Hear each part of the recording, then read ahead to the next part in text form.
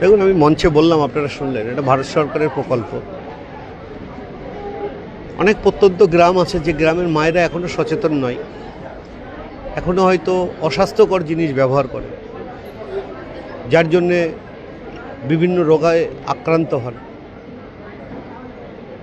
সেই রোগ আক্রান্ত থেকে বাঁচানোর জন্য ভারত সরকার, এবং দেখেছেন আপনারা একটা বইও বেরিয়েছিল সম্ভবত অক্ষয় কুমারের, যে মানুষকে সচেতন করবার জন্য।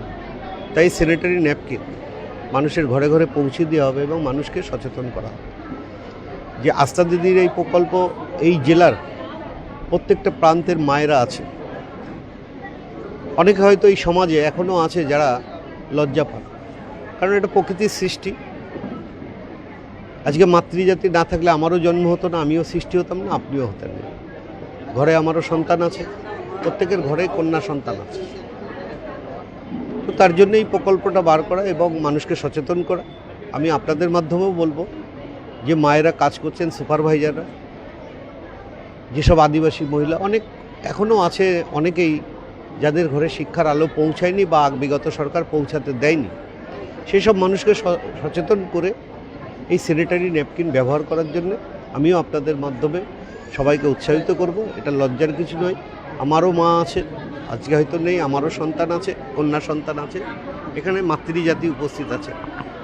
যারা এখানে আজকে উপস্থিত আছেন, আমি তাদেরকেও অনুরোধ করব যে আপনারাও স্কুল কলেজে যান, গ্রামগঞ্জে অনেক জায়গায় যান, আপনারাও এই সমাজে এই প্রচারটা করুন। যেভাবে সাধারণ মানুষকে শিক্ষার আলোকে নিয়ে আসেনি, শিক্ষাকে বিক্রি করে দিয়েছে, এখানকার সাধারণ মহিলারা, মা বোনেরা তারা তাদের সুযোগ সুবিধাগুলো ঠিকভাবে পাচ্ছিল না। এই আস্থা দিদি প্রকল্প এটা আজকের বিষয় নয়, বিগত অনেক দিন আগেকার প্রধানমন্ত্রীর প্রকল্প পশ্চিমবঙ্গের বুকে চালু হতে দেয়নি এই সরকার। তাই আমাদের ভারতীয় জনতা পার্টি ক্ষমতায় আসার পর এই আস্থা দিদি প্রকল্প মাননীয় শুভেন্দু অধিকারীর নেতৃত্বে প্রত্যেকটা জেলায় এই আস্থা দিদি প্রকল্প চালু হচ্ছে।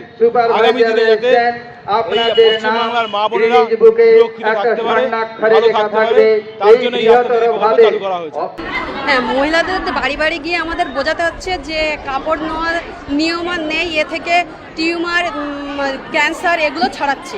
সেইভাবে আমরা বোঝাচ্ছি, অনেকে বুঝছে, অনেকে বুঝতে চাইছে না, এবং আমরা বলছি যে এইগুলো, এতে আর লজ্জা নেই, লজ্জা পাওয়ার কোনো ব্যাপারই নয়। এখন উন্নত হয়েছে, নতুন সরকার এসছে, আমাদের নতুন সরকার এই প্রজেক্টটা আমাদের শুরু করেছে এবং মেয়েদেরকে বোঝাচ্ছি আমরা যাতে ওনারা ন্যাপকিন, স্যানিটাইজার ব্যবহার করে।